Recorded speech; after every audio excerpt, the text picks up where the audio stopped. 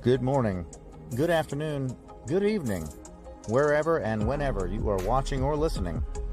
This is the Holistic Monitor, and I'm your host, Nick Sconia. The Holistic Monitor podcast is a weekly show featuring guest interviews with discussions about self-discovery, philosophy, spirituality, and our relationship with the world around us. Your support this last year has meant the world to me, and you can now go to holisticmonitor.com to support the topics you want to hear with our new show merchandise, featuring hats, t-shirts, hoodies, and more. You can also support us by simply sharing your favorite episode with your followers. And with that, let's get the show started.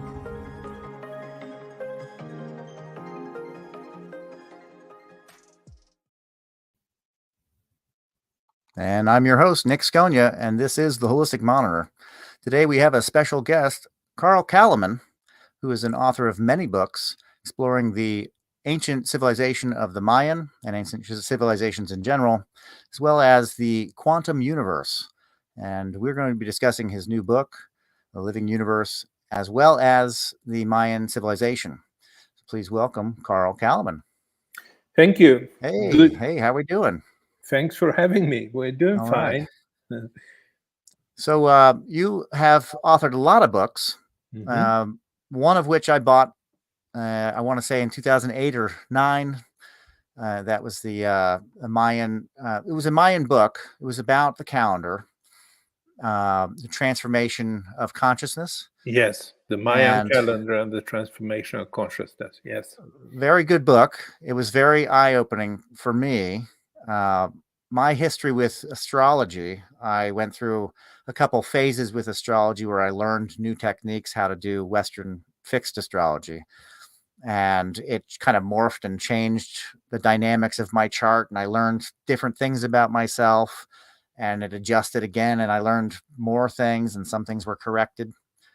I got into the Mayan calendar, the Mayan means of astrology, and I glommed on to what was readily available, which was the Jose Arguelles calendar version of telling the date. And I was assigned in that. But then I found that there was an actual calendar that's still used and a tracking of time that is more aligned to a true time, apparently. The Tzolk'in calendar.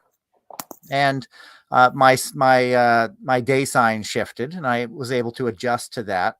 Completely understandable how things move around, and we're all different. We're all the different aspects of the sun, just in different strengths or magnitudes, right? Okay. Then I read your book, and it had an adjustment for the long count, which is a very grand calendar that spans many thousands of years, right? But you had an adjustment in that book to, I believe it was a year earlier than the 2012, if I'm not mistaken. Yep. Now, how important, and there's a lot to this, obviously, but how important is it to have an accurate point to start at with the calendar? Yeah, I think that's good. It's a good big question that leads in many different directions. To begin with, I must let people know that the calendar that Jose Arguelles invented was based on his own and his wife at the time.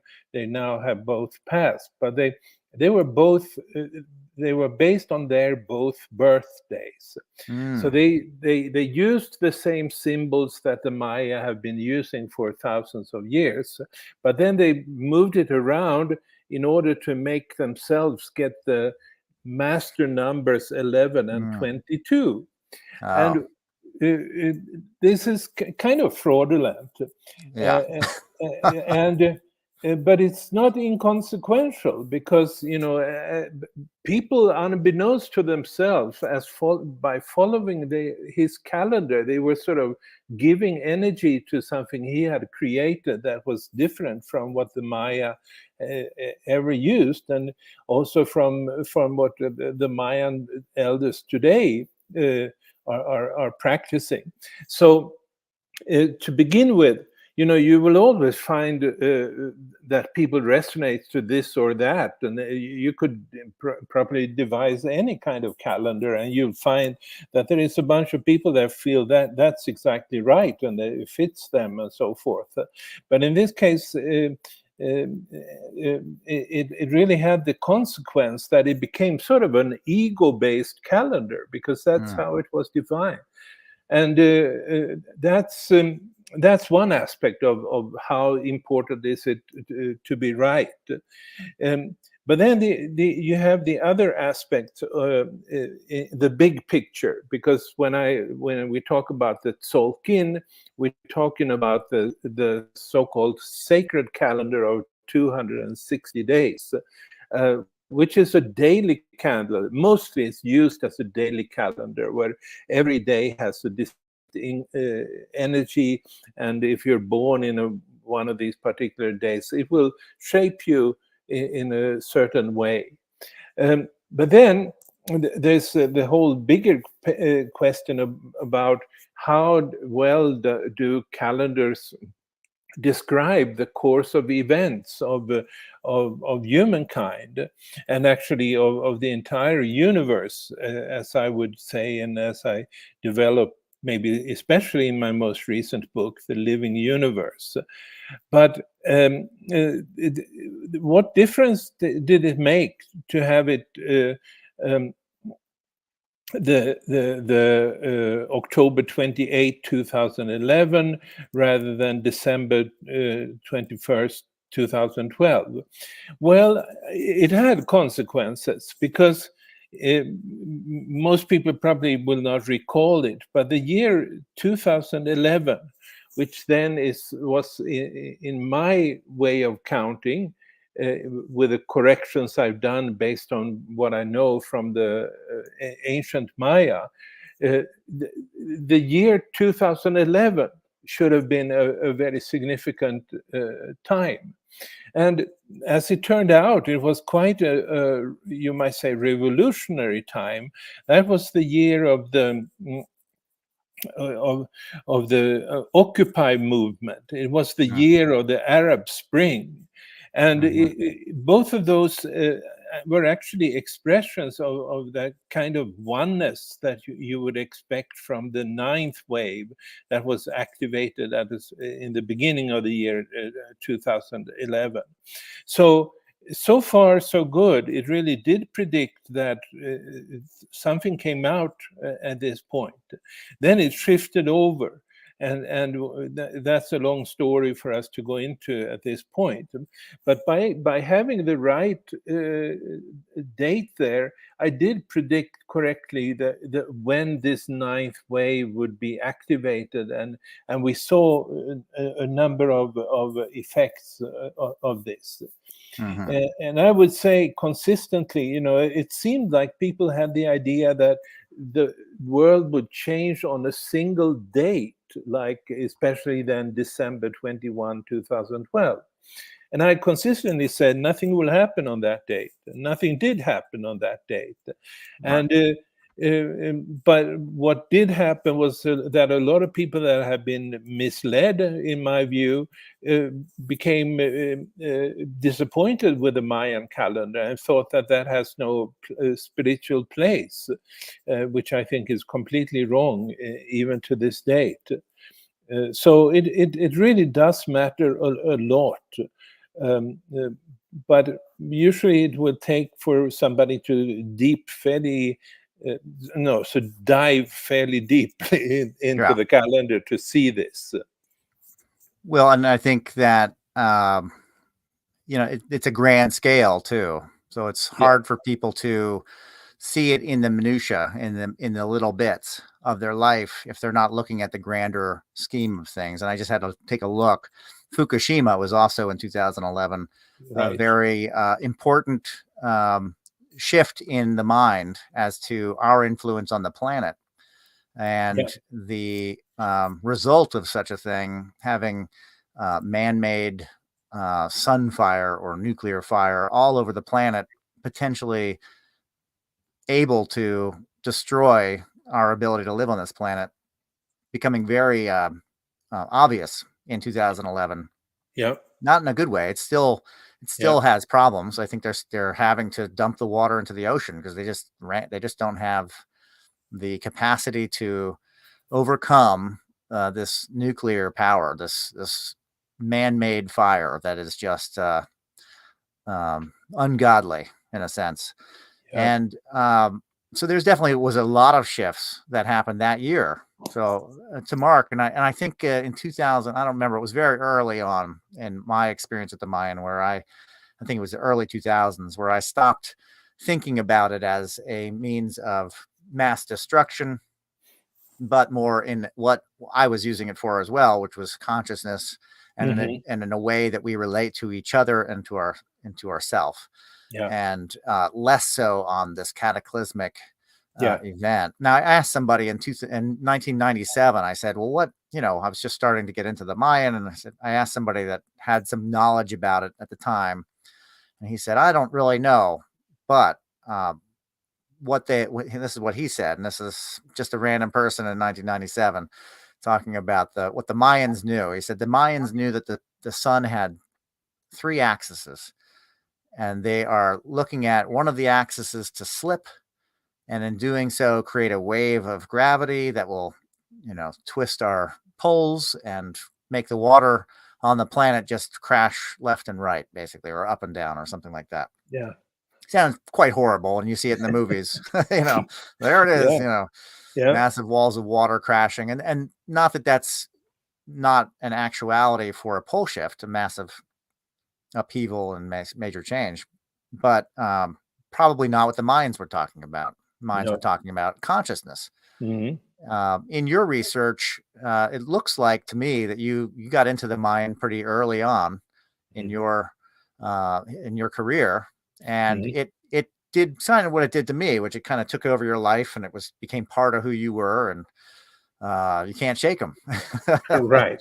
Right. Their Exactly. consciousness kind of makes sense and resonates, and you've made quite a bit of uh, realizations, I guess I could say, out of Hmm. delving into what the calendar can reveal. Yeah. How would you look at the calendar for the everyday person? How can they tap into what the Mayans presented and present for the everyday person? How can they like access it and gain out of it? Yeah. Um, yeah. Meaning, what would be the first steps, so to speak? Yeah. Yeah, and well, one of the first steps is really, I would say, is to maybe follow the sacred calendar of 260 days, and the true calendar of 260 days, and then sort of feel to what extent that the following that the shifting energies, how well the shifting energies are described by that ancient source. That that would, if nothing else, it would give you the person an inroad to feeling that, yeah, there is something here that also obviously influenced my own personal life. Hmm. um, that's one thing. Then there is the bigger picture, I would say, and that is to realize that there is a time plan involved here. What the Maya were devoted to doing was to develop, to understand the cosmic time plan. And this time plan goes back even to the Big Bang, or even to the time a little bit before the Big Bang. Um, and it's all a time plan about the evolution of consciousness. So it provides an understanding of who we are, and who all living things are, that goes much beyond what you would get from official science, which would rather, they would talk about the origin of the universe as being certain particles and explosions here and there and so forth, but no real understanding that the primary purpose of the universe is to create life and have life over the millennia, over the millions or billions of years, to develop life with certain frames of consciousness. And it's all the plan for how consciousness is meant to evolve. And that's really what the Mayan pyramids were there to symbolize. They were typically, or the most important ones, were built in 9 terraces, 9 levels.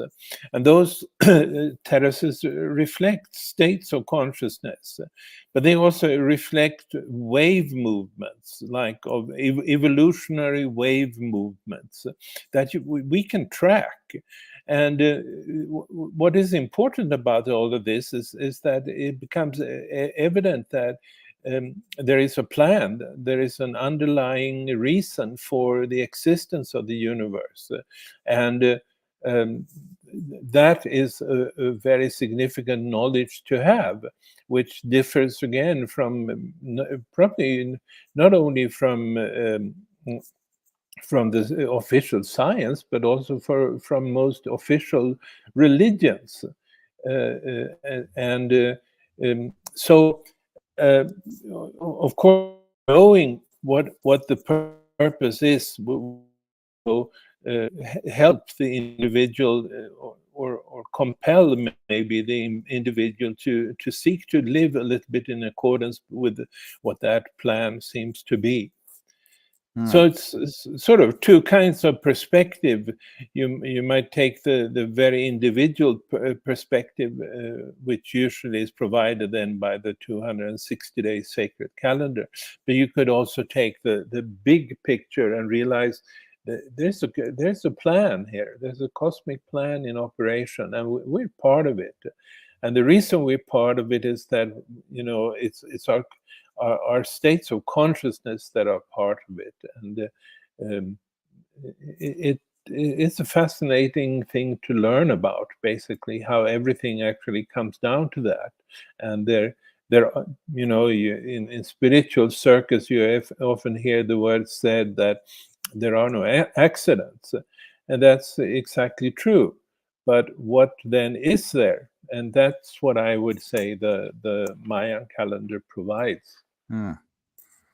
So for somebody to just start to recognize the different days, and then to potentially recognize the connection to the greater days, or the greater within themselves, a connection to the cosmos and a connection to themselves, which is a lot of awareness, which is what people typically every day of their life, they're not really thinking on terms of how I relate to the universe and how am I resonating today, or is it working against me? Is it working for me? Am I working against it? That kind of thing. It's not necessarily something that people are keeping on top of mind, how they're approaching the world. And is that something that the Mayan did? I know there's very little historical record as far as what's been left behind, what survived the fires. But do we know that there was an order of magnitude, maybe different tiers of culture on these 9 levels to attain special mastery, to be able to go up higher and higher up the stairway, or up the steps of the pyramids? Well, I guess I want to put in here that you mentioned earlier that there had been a lot of stories made up when it came to what was happened in the shift year, whether it's 2011 and 2012. And I guess I just want to add here that most of that was made up. In other words, it did not come from the ancient Maya. But there is one inscription that comes from the ancient Maya, about exactly that shift. Mm. And that is something called the Tortuguero Monument number 6. And Tortuguero is a smaller Mayan site that was a subsidiary of Palenque, the more famous Mayan site. Mm. And that particular inscription, what it says is that the shift would mean that the the the entity, the 9-storied entity, in other words, what the whole cosmic plan, which the pyramids were built in order to symbolize, that cosmic plan would appear in its full regalia. Mm. And which means that, you know, they kind of look upon this, that we would look more as maybe a plan. They would look upon it also as a divine entity, like a god, and that's why they call it, he would appear in his full regalia. And what that means is that all the full regalia means that all the 9 levels that have been driving the evolution will then be active. Then the 9th wave was activated. The highest wave was activated only in March of 2011, and then all of those have been active since. And we're still in a somewhat complex situation where we have an interference pattern of 9 different waves that are creating our current reality. And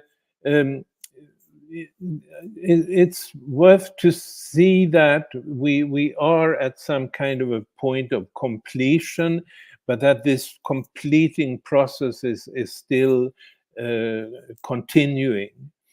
And in addition to one other thing that I think is quite amazing is the very fact that they wrote actually an inscription in those days about what would happen in our own time.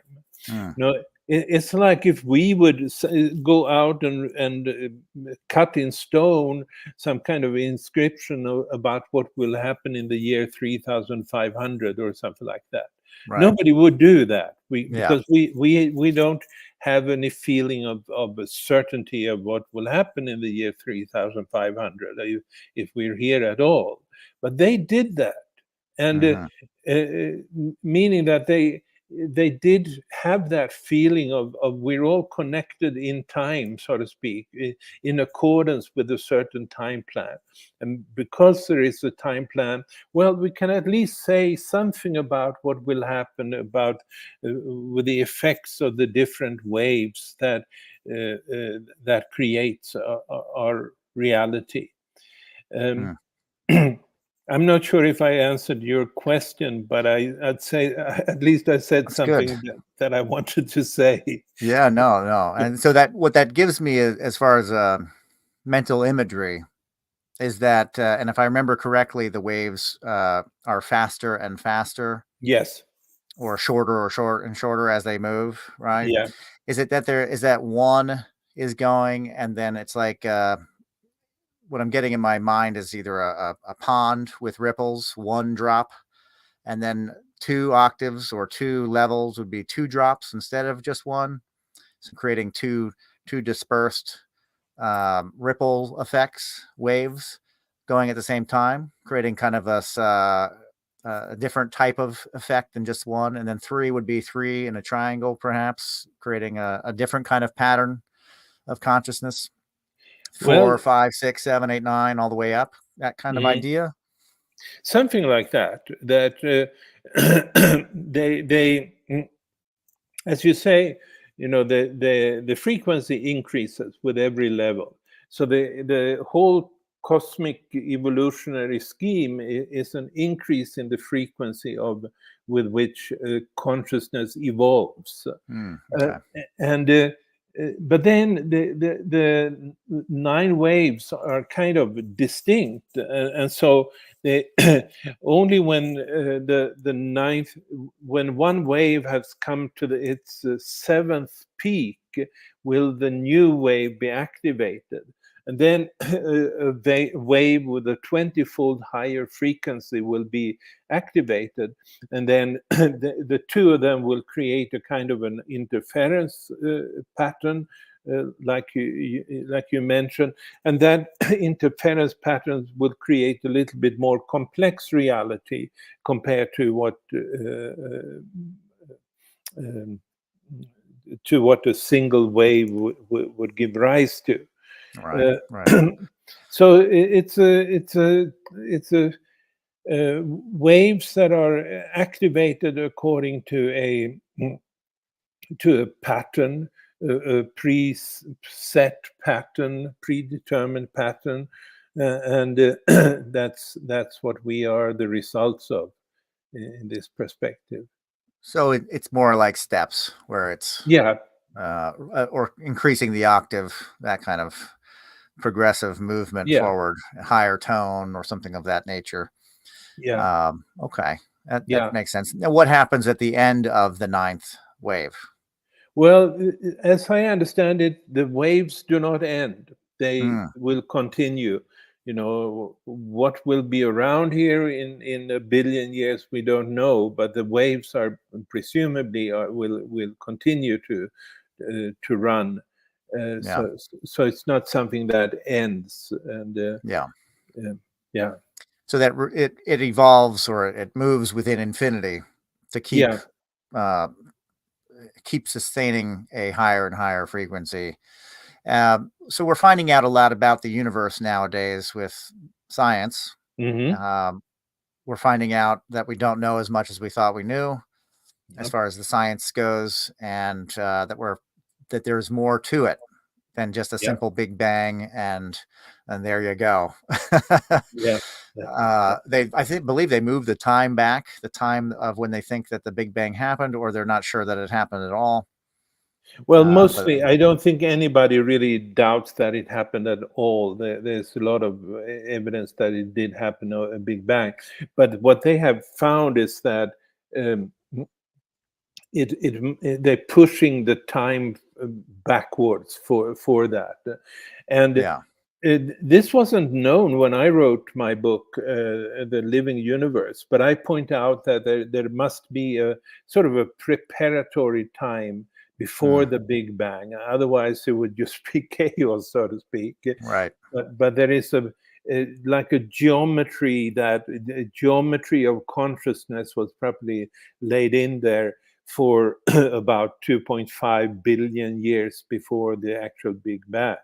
mm, And okay, but that's what this James Webb Space Telescope is pointing in that direction, and they also becoming clear that they cosmology as is practice is in some kind of a crisis.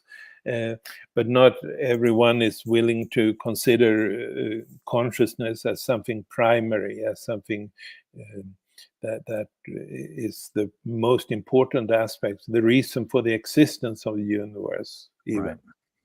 Yeah, I really can't. I feel like there was a lot of knowledge of this in the past, in the ancient past, an awareness that things did start in the consciousness sphere before they even got to this complexity level that we're at. And that we're kind of finding ourselves in a very short memory span Yeah, existence, and only what we can write down is what gets preserved or spoken to the next person. It's very fragile. yeah, So we just get lost in this movement of existence. But this existence involves, from my understanding, is anything that's above uh, 0 Kelvin or whatever it is. Anything that has any form of movement or heat is conscious. And I feel like that part is really hard for people to grasp, but it shouldn't be. It's the very essence of everything that is that is consciousness. Yeah. It's almost you can see where it births religions and spiritual faiths, because it has that element of consciousness all around. It's very easy to Right. take a piece and Jose Arguelles can make a whole calendar and, like a cult, have a whole following based on something that has a small basis in reality that can be glommed on and utilized. And people do it all the time. They just take a small fraction of truth Yeah. and roll with it, because it's Mhm. that kind of like consciousness is kind of like that clay that can be molded and formed into many different things. Yeah. Um, and and a lot of it works for Yeah. whatever you're looking to For make it work for. Yeah. But Right. it is finite, because it's created outside of the or inside of the box, depending on how you look at it. Mm. Uh, do we have evidence that the Mayans, outside of their calendar, is the calendar like really that thing that points to their understanding of consciousness? Is there anything else? Well,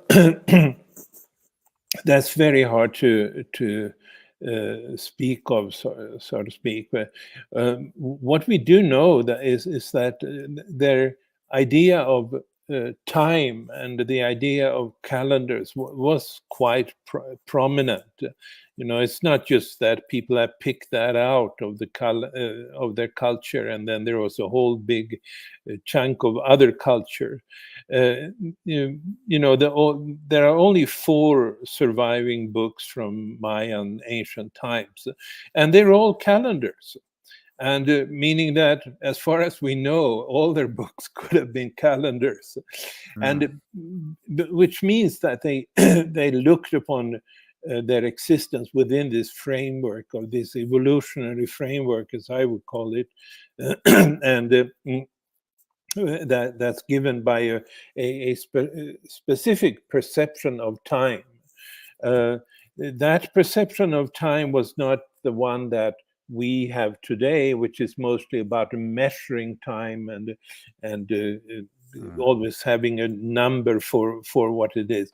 It was much more a understanding of timing rather than chronological measured time. It was about the timing, and mm, to use calendrical symbols for cosmic energies, for symbols for consciousness in different forms, and to use those symbols and um, uh, based on that also understand the timing of things. And so their prophetic art, their prophetic statements is based on that idea that there is an inherent timing in everything that what happened, and that's really what their calendars were meant to mean. Um, then, one thing you might mention when it comes to consciousness is that we do know that they extensively used mushrooms mm. for altering their states of consciousness. And did that influence their calendar? Who knows? Nobody knows. But at least it must have told them that there are different possible states of consciousness, especially since this seems to have been a fairly prevalent part of their culture. They found small little villages where they have like 300 statues of mushrooms and Mm. so forth, indicating that it was important to them. And if you have that knowledge that different states of consciousness are possible, well, then you have an opening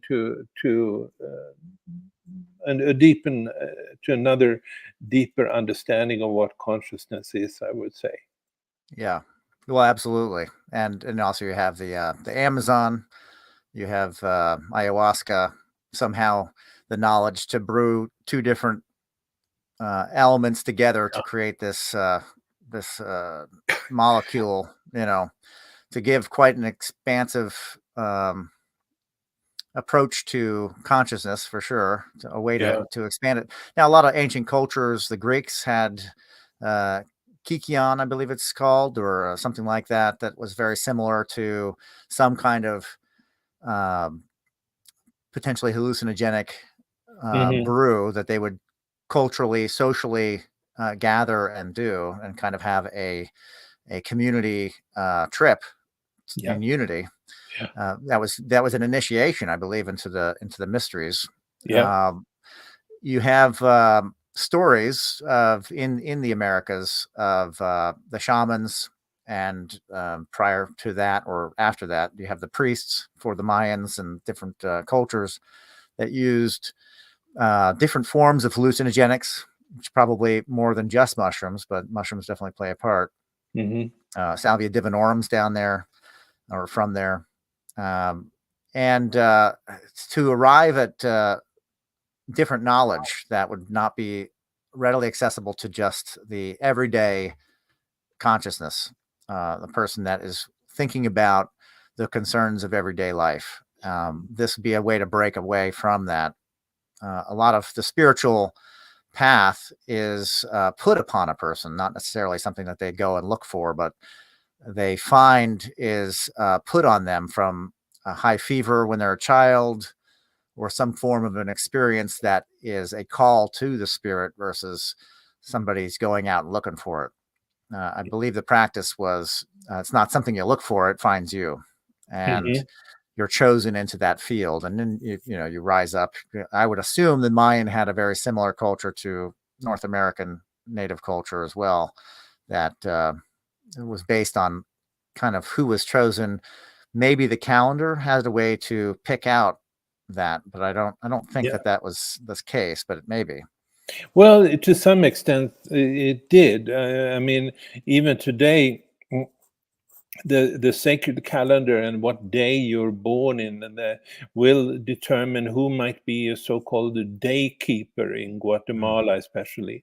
A day keeper then is a shaman, but it's a special kind of shaman. It's a shaman that also that has to keep track of the energies of the days. right. And yeah, Is that the jaguar? it could be. Ish, Yes, Ish ish, is one of the day signs, which and is I happen to be born in the Ish, in the oh, there you Jaguar. go. Yeah. Okay, very good. I think I'm your what's that? The Ish is as a north sign, right? Yes, you're right. Yeah, and the north is pronounced chaman or shaman. I think so. So Uh, yeah, so yeah, so the tribe of the north would be considered the tribe of the shamans in a sense, in that yeah, yeah, idea, which makes a yeah. lot of sense. It makes Um, sense. You know, the yeah, word shaman is Siberian, if nothing else. yeah. I think it's Xaman in Hmm. one of Hmm. one of the one of the Yeah, I think you're American right. dialects there. Mm. That tells us a little bit about their understanding of people and consciousness and how to approach life on the planet as well, directionally. Uh, you look the way the sun is going, or where it's cold. It's in the north. It's Hmm. cold. It's a place also of mental power, and so that's deemed, the signs of the mind, or the mental Yeah. sphere. And you have it rising in the east. You have the red signs, and setting in the west. You have the black or the blue, and then you have fruition, I guess is what it is, yellow in the south.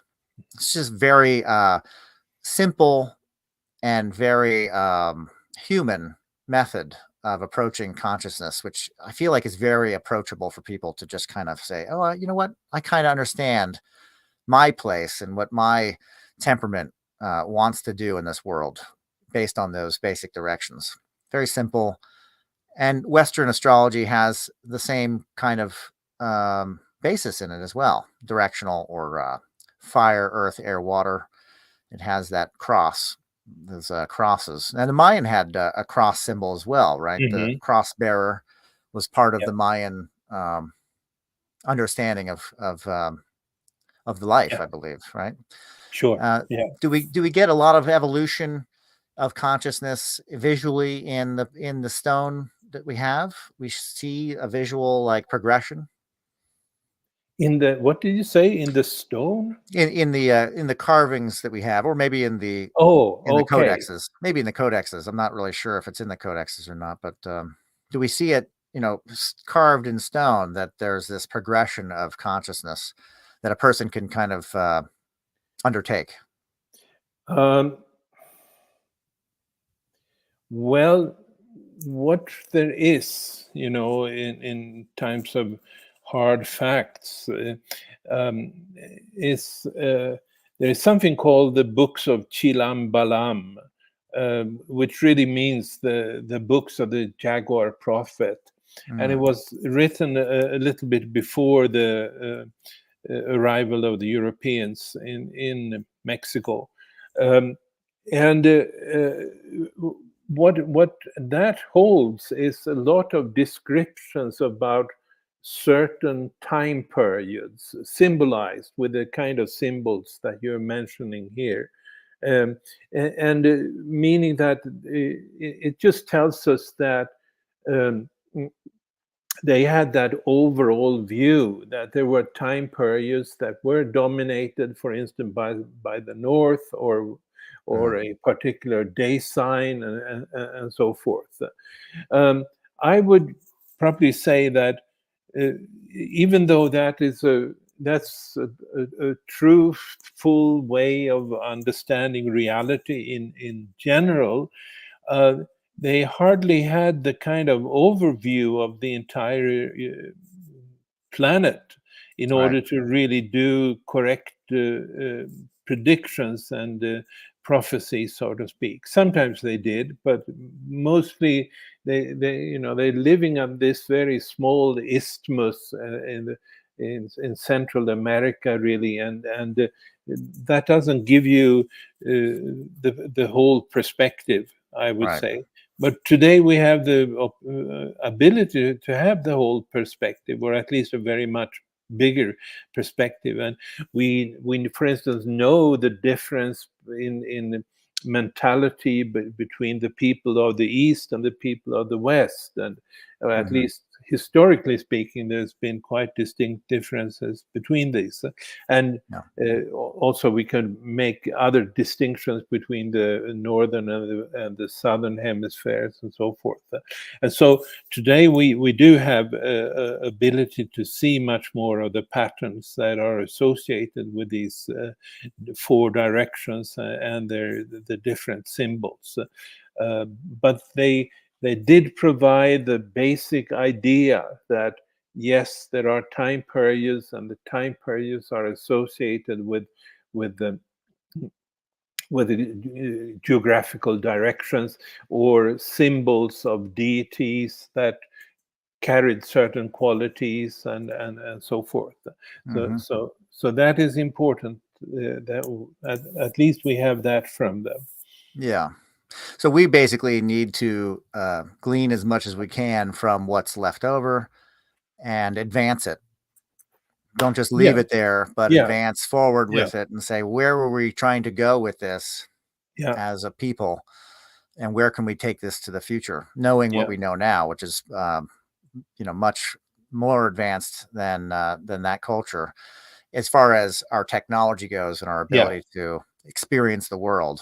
Hmm. Um, we can Hmm. we can do what we're doing right now, Yeah, through the waves. yeah. Now Well, you're in the United States, right? yes, I'm in Santa Fe, New Mexico. Oh, okay. I Mm. love Santa Fe. Yeah. Um, a Where lot are of good you? culture there. I'm in What? Kentucky. Kentucky. Yes. Yep. Mm. Mm. Yep. Central East, something like Yeah. that. Yeah. Santa Fe is a great area. You have a lot of native culture still very strong there. Yeah. I believe at some point in time I was driving to put the radio on, and I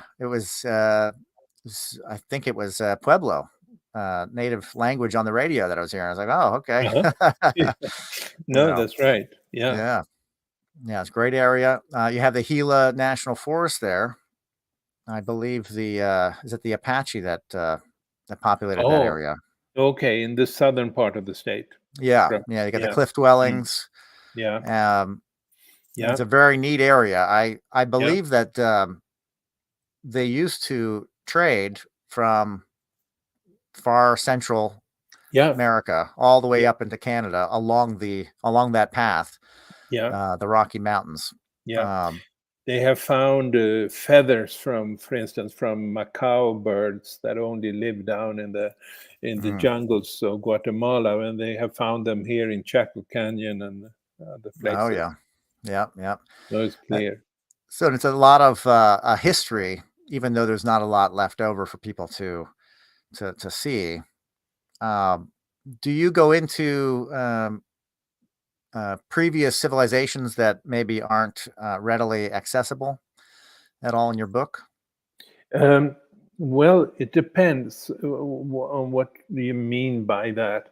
You know, you mean early civilization? Early, yeah. Yeah, Maybe early great civilizations that yeah, fell prior to what we know as far as written history or. yeah, Uh, yeah. No, I don't think that existed. Uh, mm, but it depends. You know, the first thing when we discuss this is to have some kind of a definition of what is a civilization. Civilization, you know, it comes from the Latin word civitas, which means city. So a mm, civilization needs to have a city life, and mhm. and what that means, and that, you know, there's no evidence of any city life to talk about earlier than 5,000 years ago, and I don't think there was anything like that. I Mm, do think that people might have been more spiritually evolved before civilizations began, because it's a shift in consciousness that led to the creation of civilizations, and that particular consciousness shift, it was that people downloaded from the cosmos a new, very rigid geometry mhm. with perpendicular lines and so forth, and you know, as people felt that this is something that's coming from above, uh, like something to download, Yeah, they sort of enthusiastically started to build pyramids and cities and so forth. It was a completely new world that actually comes out of a shift in consciousness. Before yeah. that, people might have been much more in unity with each other. They might have had ability to, you know, many abilities that uh, later were lost, but there was no high tech. That's Right, why, right. and and I think this is, you know, it's very common today to say there was a high tech civilization and so forth. But there's no. In, I'm a scientist, you know. I was very much trained as a scientist, and if you have zero evidence of anything like that, you can't propose it even. Right. Even a hypothesis need to have some kind of evidence. And the evidence that we have in terms of material technological things from this time, there is a lot of evidence. It's just that it's sort of typical Stone Age things. It's not Right. anything technologically advanced that came from this time. I would say it's kind of the other way around, that um, you will either have a spiritually advanced culture that where people are in a kind of a unity, or you'll have a technologically advanced civilization, which sort of uh, in many ways tends to simply suppress the kind of the spiritual unity that in principle is possible. And the way to look at this is the way I have looked at it, though, is that each layer, each level of the pyramid carries a certain state of consciousness. And the four lowest levels are just about biological evolution. And you might say that the end product of that is the human being that comes, that we are part of. Mm, But mhm. then not not immediately, not immediately. That's dated to about 160,000 years ago when the Homo sapiens came into existence. But then 100,000 years ago, begins the fifth wave, and that's a wave that suddenly allows people to start to create symbols, create art, and they become creative. They're no longer just animals, basically, like we were before that point in time. And it's Mm. something we download. And then comes the whole history of evolution that's hard to track because there aren't that many material phenomena left from this time. But we do have like cliff paintings, cave paintings, we have certain sculptures and so forth that point to that in those days people were in a state that was in many ways reminiscent of a shamanic state of consciousness. Mm. They were half human, half animals. Is what we see on these pictures from what they left behind, and so forth.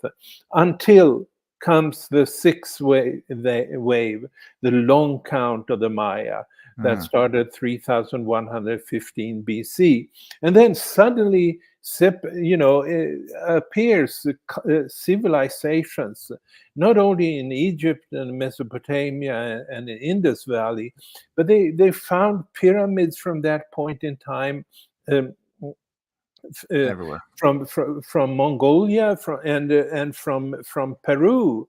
There is a civilization discovered, which is considered the earliest American civilization, in a place called Caral, where there are, I don't know, 20 different pyramids or something like that.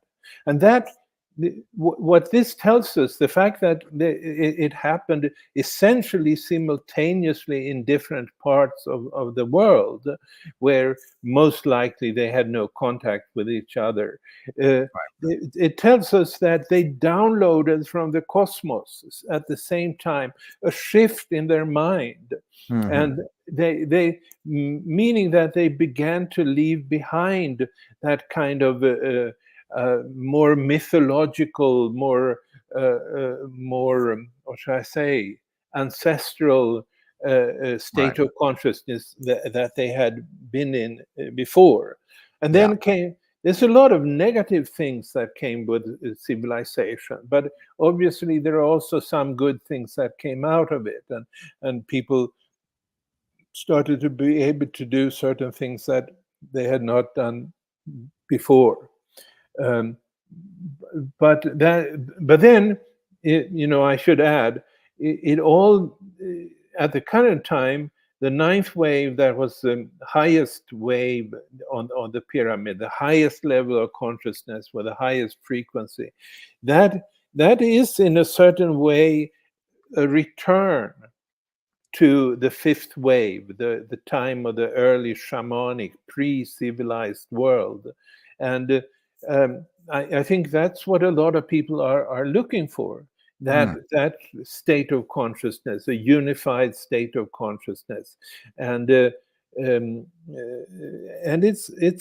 is a return. Humanity has gone through from unity through separation on a certain number of levels and back towards unity again. So that is something that makes the Mayan calendar so special, is the fact that it has a direction.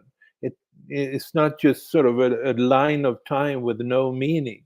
It Mm. does have a direction, and the direction is to go back to that kind of unified state of consciousness where we're not projecting negativity onto others, or creating conflicts because of a dualist state of consciousness that ruled before. Mm. But history becomes very understandable in this perspective.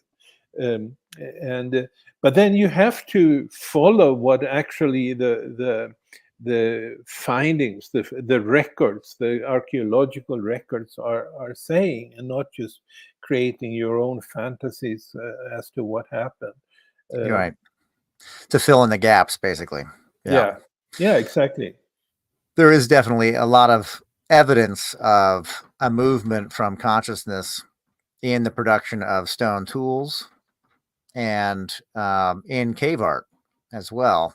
Yeah, And in cave art, you can kind of, I've always seen cave art as that warrior or shaman that, he's merged with this animal because maybe he just had that kill. He just had a fresh kill and he conquered the animal. Now he's conquered the animal. And it's kind of carries forward in a tribal sense that you are one with that animal because you've taken its spirit or its soul in harmony or whatever. But you've yeah, become that animal now. So you're part that animal, part this person, and you could be then called, you know, the yeah. rabbit man or whatever. But then you Right. draw it on the cave because it's an achievement. It's Hmm. success. It's very good. And the tribe ate, then we're all happy. Yeah, And it's much more nomadic. yeah, An understanding of consciousness has to be a level of complete faith in each other. And just like any kind of nomadic tribe would be, fully linked, fully communal. Everybody has a job and everybody does it. And that's just the way it is. yeah, It's not a lot of in between. And it is that uh, complexity that creates a change in how one relates to another, because there is that, well, the introduction of the Sumerians give us the introduction of all these different things all of a sudden, yeah, um, things to trade versus just hunting and gathering and feeding. There's a new report out about they believe like the farmers in, I can't remember exactly where, and you might know, you might have read this. The farmers in, I don't think it was Sweden, but somewhere very far north, how there's just this slaughter of hunter gatherers from the farmers that live there. It's kind of like a last stand for what they're calling the last stand for the hunter gatherers. Perhaps they were nomadic, traveling back and forth every year based on the sun, and a part of them many hundreds of years prior stayed and farmed, and maybe it was not a good relation, and that probably would sit around one of the time periods of these new waves coming in, hmm, where one culture is conquering another culture for its stability or whatever it might be. yeah, I know that there's a Terence McKenna came up with this idea that potentially that hunter gatherers ingested mushrooms, and yeah, this led towards an increase in communication, an increase in understanding and logic and language. That this could have happened a very long time ago, but it made uh, Homo sapien sapien what they are, versus what the other creatures and other, I guess it would be Homo variety would be. That gave us kind of an idea of language and collaboration, and potentially that shifted us in consciousness. yeah. They called it the stoned ape. Yeah, yeah, Um, exactly. um, I don't believe in it, but yeah, I can understand that. Unless people realize that evolution is quantized, in other words, that there are quantum leaps taking place at particular points in time given by the Mayan calendar, then you will have to make up those kinds Mm. like he did. And it's a Right. funny idea, so to speak. Yeah. Um, Gets a good laugh, right? but yeah, and he was an entertainer in, in many ways. At least he was, but also had some very interesting thoughts around Yeah. worth listening to, A for sure. vibrant speaker. Yeah. Yeah, yeah. I can tell you my view of how psychedelics work, um, Mm. which is that um, I have a book called Quantum Science of Psychedelics, and my view is, first of all, that before civilization, before 5,000 years ago, when the sixth wave was activated, people did not use psychedelics because there was no reason to do it. They were already in a unity state of consciousness, so to speak. It only came into use when people downloaded this new geometrically structured mind that came with the sixth wave and that particular state of consciousness. But because that state of consciousness also created a separation from the source. I can't explain here how it works, really. But that separation from the source also created the desire of people to go back to that original state of unity that they might have experienced in this previous fifth wave. And psychedelics are serving exactly to do so. If you look at the civilized mind, it is created through boundaries that are geometrically structured boundaries, and we don't see these. It's not a physical thing, so to speak, in this sense, but it's something we download from the cosmos. But then if that can be disengaged, if that state of consciousness can be disengaged, what that means is that you're suddenly open to any kind of waves that are coming in from the cosmos. Anything may happen, so to speak, which is typical for experiences people have with psychedelics. And it's an interesting observation that the most common experience people have with ayahuasca is to see serpents. And serpents, as I'm arguing here, are these waves. It's just the symbol that ancient peoples were using in order to symbolize the existence of sine waves that were creating their minds and creating their realities. And so what psychedelics do is that they react with certain receptors. They're like seven helical receptors, and when that reaction takes place, and that's just sort of fact that's how psychedelics work. They react with these seven helical receptors. But it's interesting that it conforms to that seven wave that is fundamental in understanding the Mayan calendar system. And then that breaks up the structure that has created this kind of rigid civilized person that built the pyramids and all that other stuff, but also lost that unity. And that unity, then people you've seen it coming back, the desire for that unity to re-emerge. And so there we have again that we went from unity, created a civilization of separation because we downloaded a new state of consciousness, but then that leaves us unhappy with our spiritual state, and so we want to go back to that unified state of consciousness, and that's one of the various practices people can do in order to do so is to use psychedelics. Yeah, and I get that because it gives you a sense of unity, of consciousness, of an ability to explore, self-exploration, and then I can see also the download as a relevant piece to it. A lot of shamanic guide work where you can go into this other realm and look for things and help people, all sorts of things that come out of traversing this other dimension to life, not separate, but a part of it, but just separated. Very hard to access based on the technology, of course. find it very interesting that a lot of technology kind of it is taking or mimicking a natural process. Whereas we're using something where we're talking when we're not in each other's presence. This could be seen as like a telepathy of sorts that has been super Hmm. enhanced by technology.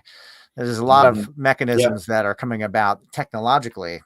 that are quite possibly inherent natural abilities that we already Hmm. have. Um, Yeah. do you think that that would also further suppress those abilities in us if we're not utilizing or flexing that muscle, so to Yeah. speak? I think so.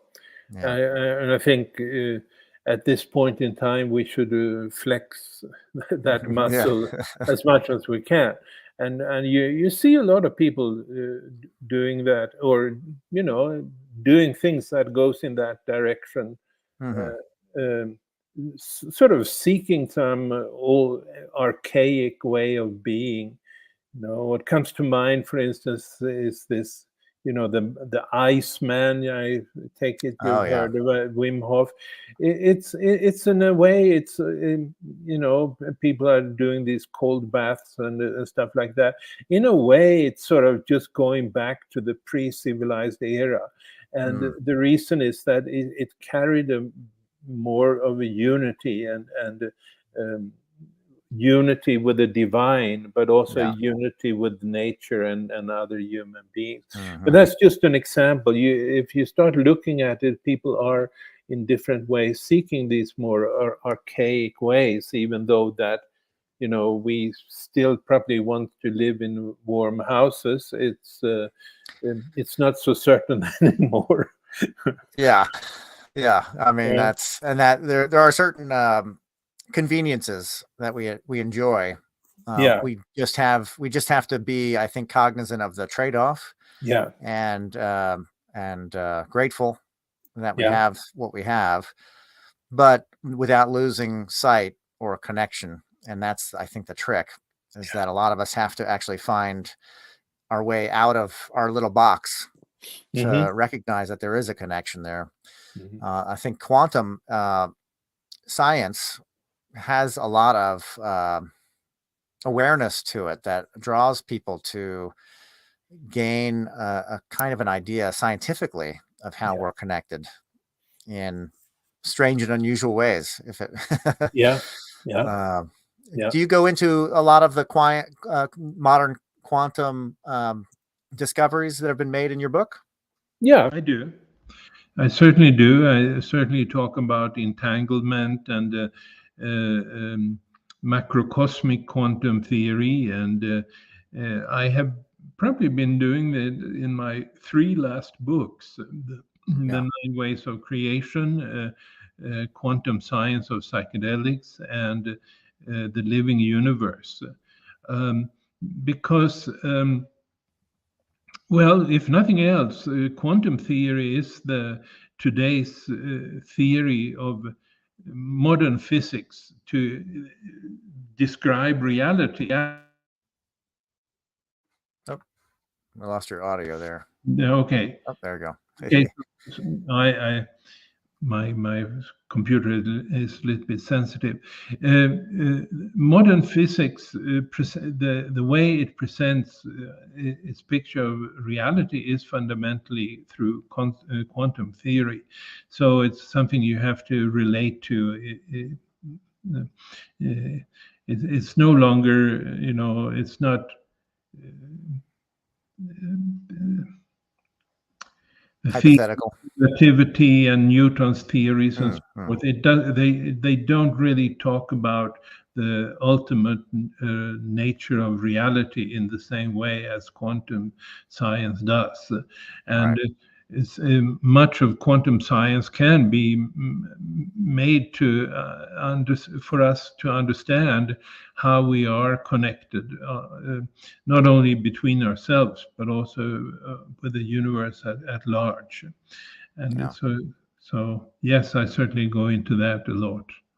Excellent. Excellent. Well, I really appreciate having you on the show and for you being here and going through all this. A lot of great discussion and a lot of information. Um, I will have the link for the book and your website in the description of the show. Did you have anything you would like to say to the listeners prior to going? Yes, maybe so. Thank you for having me, and I enjoyed talking to you and discussing these matters. From a Mayan calendar perspective, I do believe that the coming years will be hard. Um, and but also, I do believe that in the year 2031, which is, it's a certain time from now, it's, what is it, 7 years or so, then things will be changed, or at least politically speaking, I would say will be starting to be a little bit better. Better meaning more freedom and more democracy than we are seeing in the world today. But I personally don't expect the times to be very smooth that we're facing most immediately here.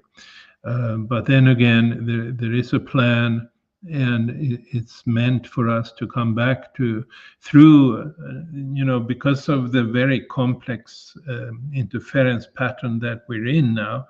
There will be a complex time to go through, but we're all meant to go through it and back to a completely new reality based on a state of unity consciousness. Oh, and that'd be 2031. That's when it will start to turn for the better, I think. Okay. Yeah, the root will we'll find the root of the tree there. Yeah, something like Very that. good. Very good. Well, Carl, very wonderful discussion. You got a lot of knowledge, and definitely encourage everybody to get your new book, The Living Universe.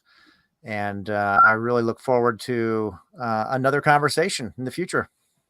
Thank you. Let's do that. Thank you, sir. Take care.